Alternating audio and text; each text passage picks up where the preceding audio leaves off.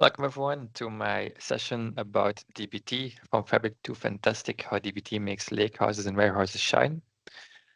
I'm Sam Debruyn. I'm a data architect consultant. I live in Belgium in the town called Hessen-den-Berg. I've been in data for about 5 years now, and I've also worked in software architecture and cloud before that, usually with DBT. The last for a few years, but then before, usually in the Microsoft stack. I'm passionate about DBT Microsoft, the modern data stack a bit. So that's what you'll see if you follow me online and so on. And also why I received the Microsoft MVP award. Let's take a quick look back also at what the project we're going to talk about today, DBT Fabric. Why this game, why this crossed my path, why I'm involved there.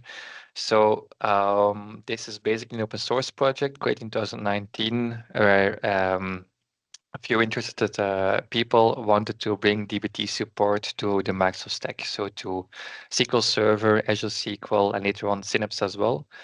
I was one of those, so I led the maintenance on the adapters to bring DBT to the Microsoft stack.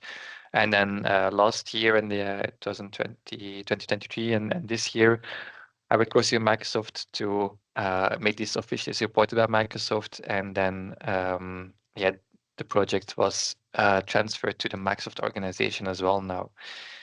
But then what is DBT about, and why would it be interesting to look a bit deeper into it?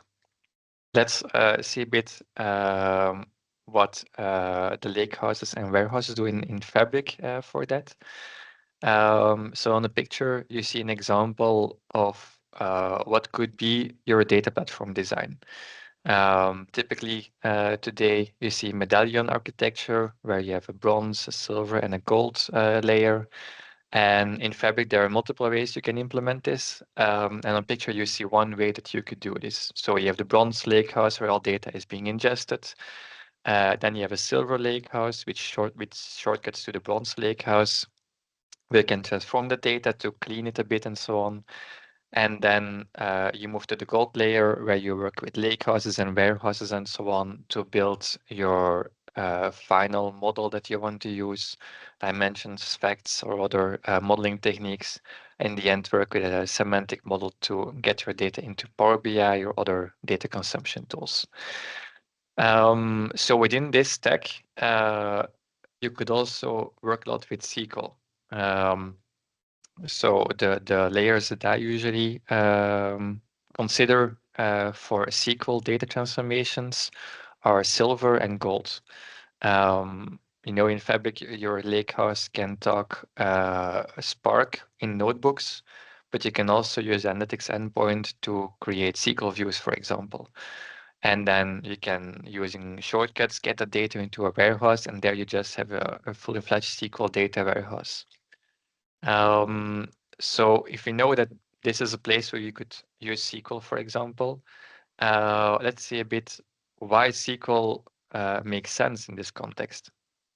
So there are different ways to transform your data, and this has also evolved a lot over the last years, let's say. You could use Python or Scala with Spark, for example, which is very powerful. The advantage is that you can store your code in Git, that it's easy to maintain. You can adopt all software engineering best practices and so on. But typically, you need a lot of knowledge on these tools. Like the book Definitive Guide to Spark is quite thick and complex. So it also creates sometimes a boundary between the business users and the specialized engineers who know these tools to transform the data. A bit more approachable then is the declarative languages like SQL or SAS was also popular a while ago. This code is much easier to write and understand by a lot of people, but the flexibility is limited. You cannot easily put it in Git and version it and deploy to different environments unless you adopt some extra processes along the way. Then today you also see lots of tooling, like for example, Dataflow Gen 2 and so on, data pipelines in Fabric, which are low code or UI based. Super easy to use, but also a bit harder to adopt software engineering best practices like versioning your code and so on, because it's not actually code, of course. And it also creates a vendor lock-in. People who have created Dataflow Gen 1 in, for example, Data Factory, will consider moving to Fabric or looking at a certain challenge to get that data flow, for example, into Fabric. So because this vendor lock-in, the code is not really transportable. I also sorry, the wrong button. Went to a few local meetups where I presented a few talks and asked people in the audience the question about SQL. How do they see SQL in today's data transformations? So there are a few statements that I had to score. I think in total for the two pictures, I would have a total audience of about 200 people. All people active in the data world, analytics in some way, professionally working with data. And actually, most of them say they know SQL. And they also think quite often that a lot of people in data know SQL.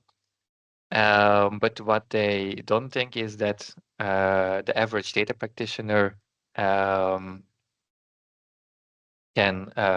work with a Scala or Spark. Wait, let me see, because someone in the chat says that my screen is not displaying or sharing anything. Can I can't see someone your either? screen. Are you in the quick survey? Yeah. Yeah, I see Okay. that. All right. Then I'll continue. And Sven Eck, I hope you can figure the technical issues out. All right. So what I usually say is that the average data practitioner is not easily capable of working with tools like PySpark, especially in Scala as well, and so on. They also don't say SQL is super easy to use always. Well, easy to use, okay, but not flexible. So let's fix that. Also, if we look a bit further, for example, Stack Overflow does yearly surveys before ChatGPT. Of course, they were the place to go for all your coding questions. And if you see, SQL is actually one of the most popular languages of people who want to work with SQL, worked with SQL, want to work with SQL. There's a lot of overlap with other languages that SQL is there essentially, next to things like Python, JavaScript, of course, which are also super popular. So yeah, a bit more adding to the case there, why SQL, I think, is the language or becoming the language for data transformations in the gold layer at least. If you look at different tools people use, this is both in the Microsoft stack, so just in general in data, yeah, they can do drag and drop and so on, but there's nothing you can share between all of them, while all of those tools also speak SQL in some way, like not always in the most obvious way. For example, if you look at Excel or something, but you can connect SQL data sources to it. So why then dbt? dbt is an open source Python utility for building data transformations, and it really focuses on the SQL part and also fixes the issues that we saw with SQL in the previous slides. It's becoming the de facto default tool for analytics engineering for the people who have already considered Fabric certification.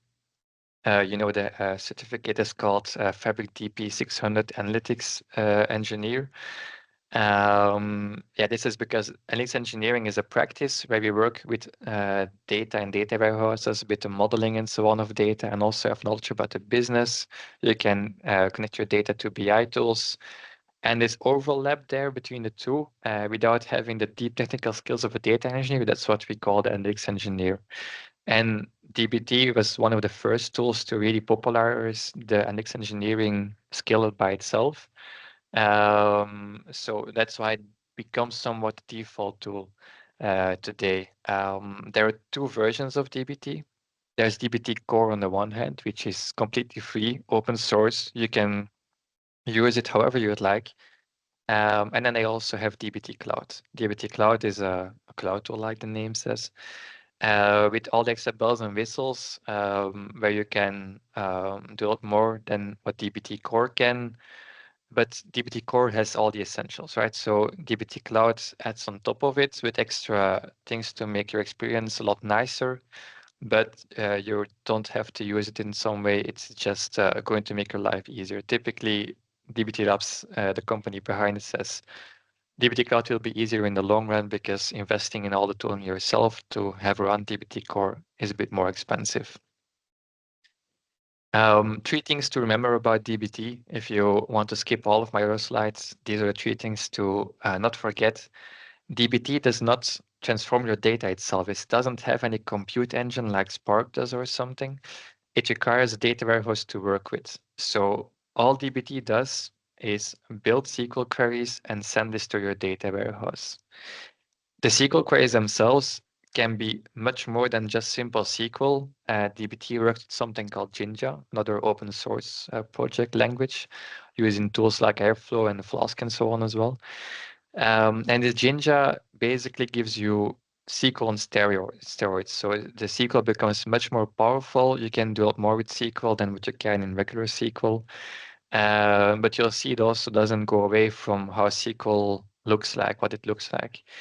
In some cases, you can also use Python instead of SQL, maybe for the more complex transformations, which are very hard to exploit in SQL. So DBT popularity, like I said, is really taking off. It's a project started in 2016, if you look back at first commits, but really when the pandemic hit, people started to investigate all the tooling, and then it became a lot more popular. And every year in October, they have a yearly conference called DBT Coalesce. It's happening next month, so it's in Las Vegas or online, so you can also follow that for free if you'd like. And there at this conference, they always like tell us what is the state of DBT today. And last year at the conference, they said, well, it has 30,000 plus weekly active projects. So these are projects on which people are really actively working. And this amount has really grown. It's a bit like a hockey stick graph, becoming a bit. So yeah, it's really increasing in popularity. What does it look like, DBT? On the left of my screen, you see a bit of SQL code, and then with Jinja added on top. What does this allow me to do? So I can write my transformations in separate files, no longer one big stored procedure where you have to like really dive into to understand what it's doing with sometimes commented code or docs, often not version and so on. Here there are separate files. They're in Git, so you can see, okay, who created this file? Why did I do this? What was the commit message? Which pull request was it linked to? Maybe, or which Azure DevOps ticket was it linked to? These kinds of things all become more visible, and you can understand where the code is coming from, or which context was written, and what its purpose was. And with this Jinja inside our code, we can make it much more powerful. So if you see to the left, I have a bit of SQL code where I want to do some logic with a case when statement. And I have to do this 2 times now, but maybe in the future, I might have to extend this because the demo data is about the shop, and maybe the shop adds more items to its stock. And then at that point, we would have more things to loop over, and I don't want to adjust my code. So in this case, I could maybe fetch the amount of items or categories in this case from the database and then generate the code that way. So the Jinja is there to basically work as a layer between you and your SQL code. You write SQL with Jinja, and then DBT compiles this code and then transforms it into the compiled SQL. And for this, the Jinja is there to facilitate this process and makes your life a lot easier as a SQL developer to not write as much verbose code as you would without it. You can customize a lot of your code and parameterize it with variables. You can create reusable code blocks with something called macros. it becomes a lot easier to follow the principles of do not repeat yourself in software engineering. How do you get started in a typical DBT project? Well, the first one is that you define your data sources. So next to your SQL files, DBT projects typically have YAML files. And in these YAML files, you then tell DBT, okay, I have data loaded into my data warehouse. DBT is not a data loading tool. It's really a tool for building data transformations. That's also where original name came from, data build tool. But it's always going to expect the data is already sitting in your data warehouse. And then once your data is there, you can tell DBT, okay, my data has been loaded into, for example, here, the schema called raw. And then it has different tables, maybe one called customers, one called orders, items, stores. That way DBT starts to know, okay, this is where your data is located. And you can see next to that, I can even already add documentation to it, which is very helpful. And I'll show you what this can do later on as well, what the result is if we start to add this documentation from the start. Then once the sources are defined, you create a new DBT model. A DBT model is basically a select statement. So in the end, it's going to transform data by you doing a select statement and then persisting that data that's coming out of your select statement into your data warehouse. Can be persist in multiple different ways, can be a view, a table, or something else. That's up to you. You can configure all of that. And this way I can even maybe load my data into a different place. I don't have to modify my code. I just tell the source file, okay, now it's located in this place, and my SQL code can stay the way it is. And thanks to this way of defining your sources and then using Jinja in your SQL code, so you can see here on line 3, I have the source Jinja function telling DBT, I'm going to work with data from this data source that I defined. DBT starts to track lineage information. And this is really powerful because once you do this for your entire project, you get a good view on where your data is coming from and where it's going to. So here you can see on the image a bit that I have multiple sources on the left, which are pictured in green. And then I have data transformations, DBT models, which are pictured in blue. And you can see with the lines between all of them, like which data model is using data from which data source, but also from other data models. Something that if you would want to do this without DBT, you would need a tool like, for example, Microsoft Purview, where you also have data lineage, or now in Fabric, it also has in some limited ways also lineage included. Databricks also has this if you do a certain way of data transformations. With DBT, your guarantee is going to be foolproof. It's always going to be there. All of your data transformations that you create inside DBT will be visible in the lineage graph. In DBT Cloud, you can even have this information below your screen so that while you're working, while you're developing, you see, okay, I'm writing something here in my dimension with customer data, but this dimension is used in this and this and this other table, or maybe even inside this dashboard. So I know if I touch this data, I'm going to affect those users. So maybe I either shouldn't change my columns or data types, or I should inform those users or something. And I'm using data from these different data sources. So this information becomes, the bigger your project grows, the more powerful it becomes. You can also avoid issues, errors, and so on, because if you don't think of your data modeling upfront and then you just start coding and then becomes a big mess, then Lineage is there to help you understand how everything flows. But as you can see, you can also still create awful projects with basically spaghetti of models or just SQL tables or views linked to each other and so on, and nobody knows where it's going from or going to. DBT can visualize it, but of course it cannot save you from this modeling hell, of course. So maybe let's open a demo. So what I have here on the screen that I'm sharing in a second is a DBT project. As I said, you can use dbt Cloud, dbt Core. It doesn't really matter for what I'm going to show you today. Most of what I show is always going to be in both of them.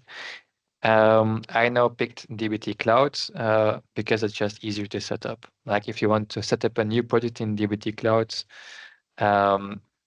I would have to say projects. My project's not there yet, so I go to my account home, and then new project, and here I give the name.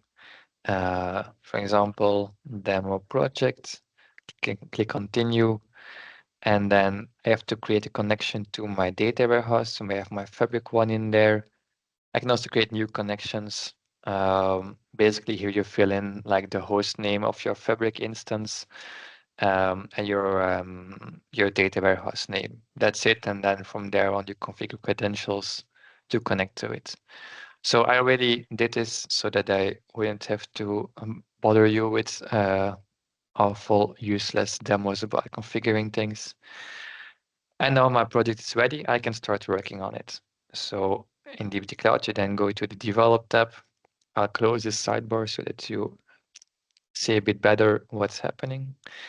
So my project is loaded now. I have on Fabric a data warehouse, which I also quickly show. So if I go to data warehouse, I pick the workspace that I'm using here. And here you can see my data warehouse that I created. As you maybe are wondering from one of the previous slides where I showed you that you can work with data from Lakehouses as well, it's perfectly fine. All you have to do is here add your Lakehouse to it as a SQL Analytics endpoint. And this way, all the data in your Lakehouse also becomes available in this view. In dbt, it also is automatically available. It's just in dbt, the configuration option called database, which you can put to LH for median or DWH for data warehouse. In my data warehouse, I loaded some data. My capacity is booting up. There we go. I have customers data, orders data, payments, supplies,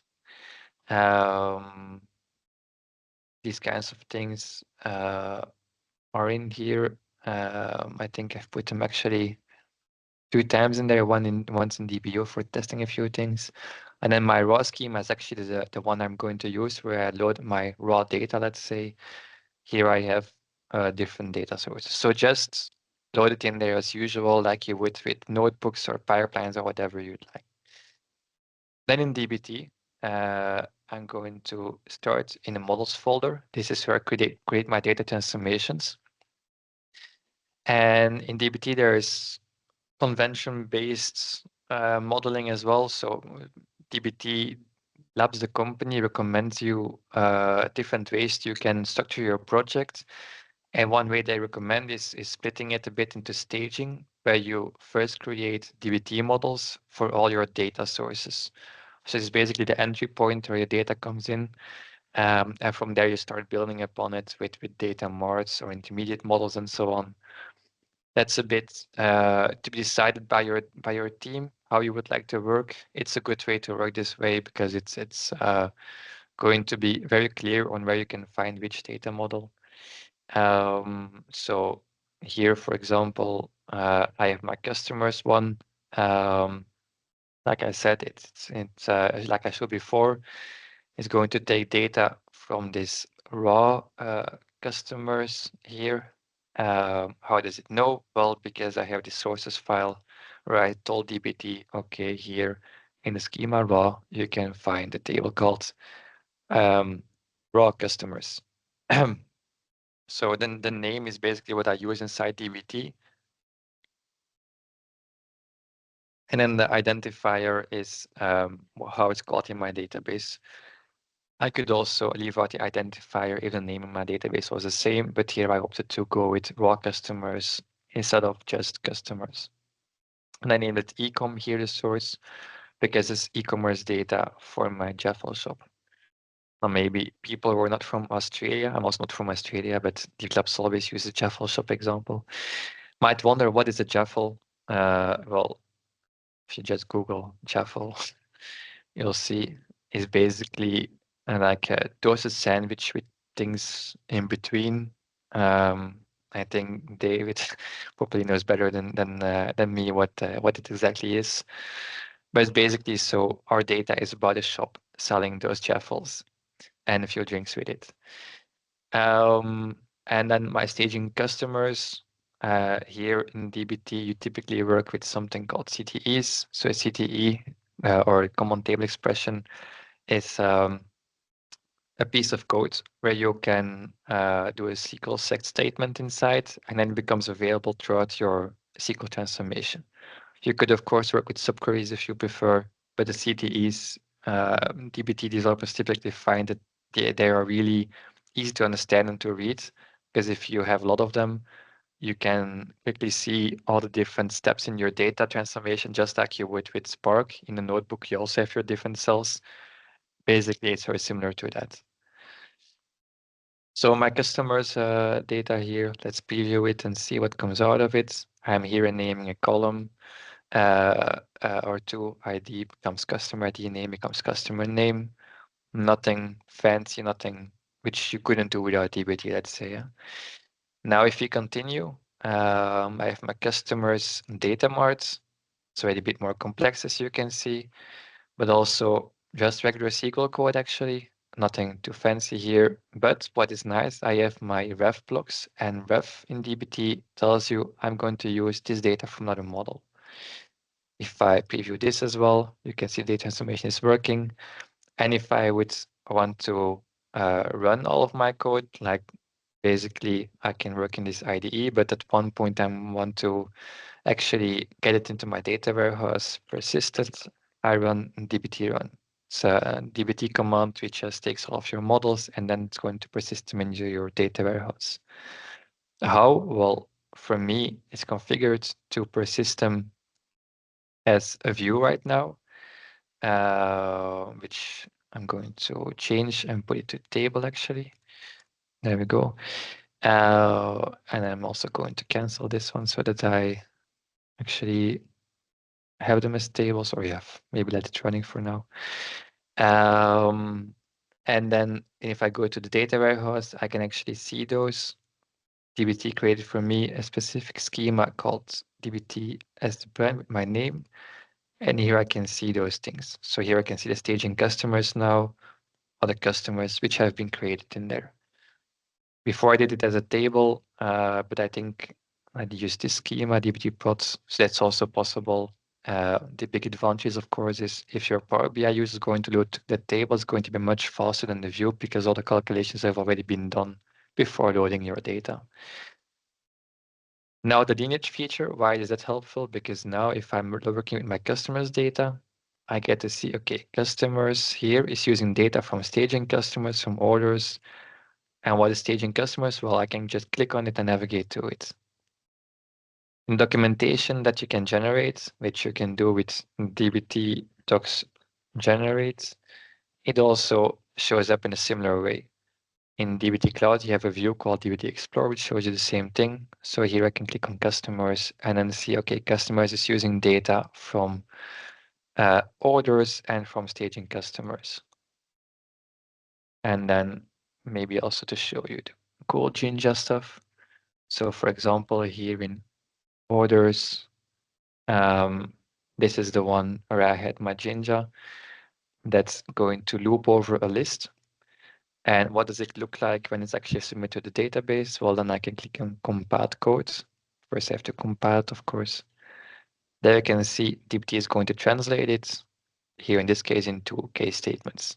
But imagine our shop expands and next to food and drinks, we also sell merch. Then I can compile it again. And this time I have 3 case when statements. I didn't have to copy my code. I just had to extend this list, which I could even also load from any database query. Like, let's say I want to get all the categories, then I do select category from, I don't know, dim category or something. I think you get the point there. And that way I would never have to update my code again. And this way my SQL is dynamic and generated on the fly while my data can change. So we saw what the Lineage can do for us, what um, the DBT Jinja can do for us. The documentation also super helpful. It's not it's not finished there. Also, something real nice that I like about DBT is that you can run tests automatically. So often when you work with data, you'll get confronted with data quality issues where people come to your desk, say, hey, I don't think this number is right. I don't think this should be this value or something, or the data from yesterday hasn't been loaded, or I see different things in my Excel or whatever. It's all data quality issues, and dbt has a great tool to overcome that a bit. It's not like the best tool or something probably, but it's built in and easy to use. And I think that's really interesting because it becomes very much more approachable. So everyone working with your dbt project, everyone familiar with SQL or YAML can easily add tests to your data project. And next to the test, you also have the documentation, of course. So what does it look like? Here you can see, for example, on our customers data mart that I have a test that's going to check that the lifetime spend of a customer is also the same as the sum of the lifetime spent without tax and then the tax itself. A basic calculation, but you might be surprised how often even these things go wrong into data pipelines. Or for example, customer ID should never be null and should also be unique. We don't want duplicates in our data. Or for example, if you have a data transformation is going to categorize customers into two types, like new or returning, we could also check that we only have the values new or returning in our data in our table. Sorry. These kinds of things can just be added in YAML, and then to execute them, you run the command dbt test, and then dbt is going to run all of those tests for you. And then here, like you saw on the left side of the screen, it's going to tell you pass or fail if the test completed successfully or not. You can write tests about your data, but you can also write now tests on your code itself. So these are called unit tests. I worked a bit with Microsoft to make sure that's supported in the dbt Fabric version as well, which is coming in the next coming months. As you know, on the roadmap somewhere is the feature in Fabric data warehouses to have nested CTEs, which Microsoft has put on the public roadmap to be released next quarter or this quarter, I think. Once that's available, the tests feature for unit tests in dbt will also perfectly run fine on Fabric. The dbt docs, yeah, I think I showed them in the demo as well. So they're really useful. They're a good step up to an actual data catalog because I can also just search, okay, I'm looking for data about customers. So I just type customers, and it's going to give me all of the models which have customers data in them. These things really make it easy for your organization to have discoverability on data, like to understand what data is already there. And then you can basically expose this a bit broader than just a data team to allow for a bit more self-service analytics. Another cool thing about dbt is dbt packages. Now, what's a package? Basically, a package is a dbt project created by someone else which has one of those things already pre-packaged for you. So the things can be models, so data transformations, but also tests, or for example, macros, which are small pieces of SQL or Jinja code that you can reuse. You can put these in a separate dbt project, create a package from it, and that way everyone can install a package. They don't have to reinvent the wheel there, and they can use your pre-built transformations or tests or something in their project.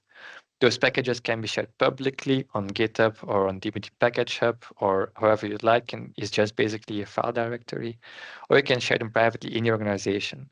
So if you have like a data mesh structure in your company, you could create packages centrally in the data center of excellence team, and then distribute those to all of your different mesh entities so that they can use them and they don't have to like do the whole thinking all over again. So for example, a very popular package in dbt is called dbt date, because I think at one point everyone who has to create dimensions has to create a date dimension. And a date dimension, yeah, it's always basically the same thing. You want to have a key there on the date, and then you want all kinds of metadata about this date, like what was the previous day, the next day, what kind of weekday was it, what quarter was it, so that when you do your aggregations, you can easily um, use these things to aggregate your data on. And instead of having to come up with a whole SQL statement to build this data, dimension, you can do this in one line. You basically install the dbt date package, which is also 2 lines of YAML code. And then here on line 4, you can see that I call dbt date.getDate dimension. I give the start date and then some Jinja to get the current date. So it's always basically the current date plus a year in my example, so that I always have a date dimension which continues a bit more in the future. And then I get all of these columns. And I didn't even scroll to the right because I think there's something like 40 columns in there, or well, at least quite a lot, with even fiscal, a year and so on, these kinds of things. And yeah, this becomes really easy to do. I don't have to do all of this myself because basically someone already did it for me. And that's the logic with packages. Like you can use these things quite often to make your life easier. Another popular package is dbt utils, and is the one I'm also using here in this example on line 4 to use SQL from another SQL statement to use a result of that one in my queries. So you see here from lines 1 to 3, we do a set statement in dbt. The set statement is basically a way to assign a variable. Inside there, I have a SQL query where I also use Jinja. And then that way, I can take the current date plus a year and use it in the value for the dbt date macro. So it already, I think, showed a lot of cool things about dbt, on why I think dbt is a really cool tool to use for your data transformations, for modeling. Like I mentioned, for me, this is the ideal tool to using in the gold layer because that's where I typically use SQL. It makes SQL much more accessible, but there's also a lot more to dbt than what I just showed today. In Fabric, one of the really cool things, thanks to the Delta format in OneLake, is that you can time travel back in time. With dbt, you can also do this with snapshots. So maybe if you don't want to use the Delta time travel feature, or dbt is also available on things like Azure SQL or Synapse and so on, you can use dbt snapshots to check history of your data. You can do incremental loads, of course, because once your tables become really big, you don't want to transform everything all over again. So that way, dbt can only transform the data which has changed since the last time you ran dbt. It has special things like hooks and operations, which can invoke things right after, right before you run your dbt codes. Maybe there's some also procedures you have to run somewhere. You can just connect it to it. Another popular thing to run right after your models is dbt grants. dbt grants give access or deny access to certain users or groups in your organization. So you can even put all of that in dbt as well. And then something that I also mentioned there, Microsoft has worked on something called the dbt Fabric Spark adapter, which is already available, I think. So soon dbt will be able to talk to the Spark cluster in your Fabric workspaces as well. So the big difference with the one that I'm showing today is that there you don't write transact SQL, but you write Spark SQL. And it doesn't work on a warehouse combined with an extend point on or of a Lakehouse, but it works on the Lakehouse itself. So it basically talks to the Spark cluster in the Lakehouse. It's the code is already available, but it's not working yet because Microsoft needs to release a certain endpoint that this dbt letter needs to talk to. But as you can imagine, since the Fabric Spark adapter was already released by Microsoft, that this thing is also coming soon on Fabric. Exposure is also a cool feature. I think you saw it maybe in one of the data lineage slides, or I had dashboards shown, so you can also track which dashboards have which dbt models as their data sources. And then data contracts is also a cool feature where you can, if you have multiple dbt projects, align between your different teams what your tables or views should look like, what kind of data types, what kind of column names. These kinds of things are enforceable with data contracts. And that way, you don't have to like send 15 emails to understand what a table looks like or something. They just send you their dbt project with the data contracts in them. And you can find them then in your project and quickly use them by using the dbt ref to reference one of the other data models in there. dbt is compatible today with Fabric, then soon as well, like I said, with the Spark cluster in Fabric. It's also already available on every kind of Spark cluster which has this endpoint, so you can use it on Databricks if you'd like, or other Spark environments. There's also support for SQL Server. I think we support 2007, 2016 or newer, and or even 2014 in some cases. That one is maintained by the community still, so that's the one that I did most of the maintenance on. But since I don't use SQL Server myself today, I'm not doing too much maintenance there, but someone else took it over, so you should be fine. It supports the latest version of dbt, so there shouldn't be any issues. Also support on Synapse on the dedicated SQL pools. There is also some trial project you'll find if you go to GitHub dbt Synapse that's also supporting it on Synapse serverless. But of course, in Synapse serverless cannot create tables. It's also very limited what you can do there. Or you can use it with Azure SQL databases. That's also fine. And then also beyond the Microsoft Cloud, you can find dbt in basically any major database engine or data warehouse will be supported.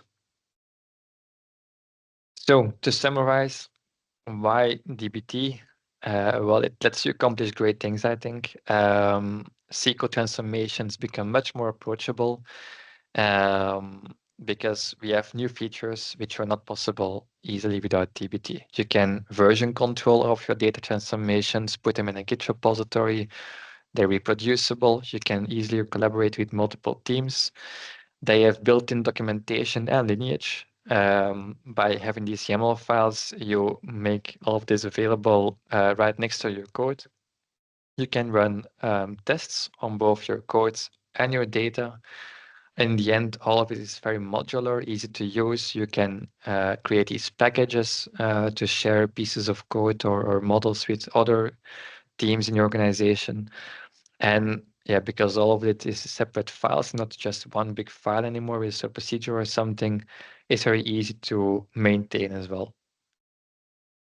What are your next steps if you want to get started with dbt?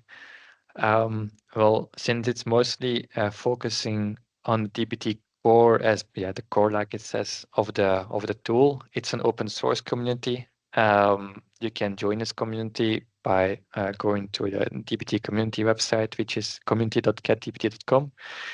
There you can sign up. You can become a member of the Slack channels, where we have, I think now over 100,000 members, and I think a few hundreds or something, I think, or even close to 1,000, or even specifically in a channel about dbt on Fabric, where you can ask questions if you're stuck with something, if you just want to try it out, you don't know what to do, and so on.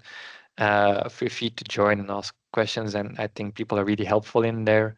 The local meetups, I organize the one in Belgium myself, but basically every big city in Europe and the US and Australia and so on have local meetups that you can attend, where you can learn from other people using dbt. There's also free courses to get started with dbt on learn.getdbt.com. Yeah, so lots of free resources to help you get started faster and learn what this great tool is about. if you would have questions later after the presentation, feel free to reach out. My email address is on screen, sam@debruyn.dev.